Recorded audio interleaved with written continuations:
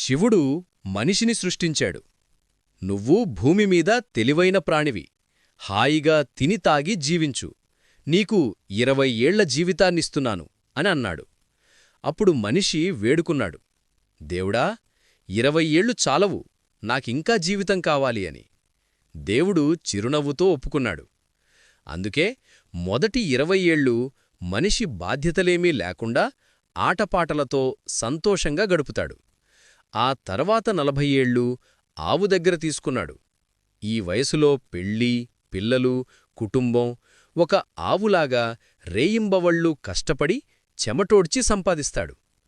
ఆ తర్వాత 10 ఏళ్ళు కోతి దగ్గర తీసుకున్నాడు. మనవళ్ళూ, మనవరాళ్లతో కలిసి వాళ్లను నవ్వించడానికి తానే ఒక కోతిలా అల్లరి చేస్తాడు. చివరి 10 ఏళ్ళు కుక్క దగ్గర తీసుకున్నాడు. ఇంటి బయట కూర్చొని వచ్చేపోయేవాళ్లను గమనిస్తూ కాపలా కాస్తూ ఉంటాడు.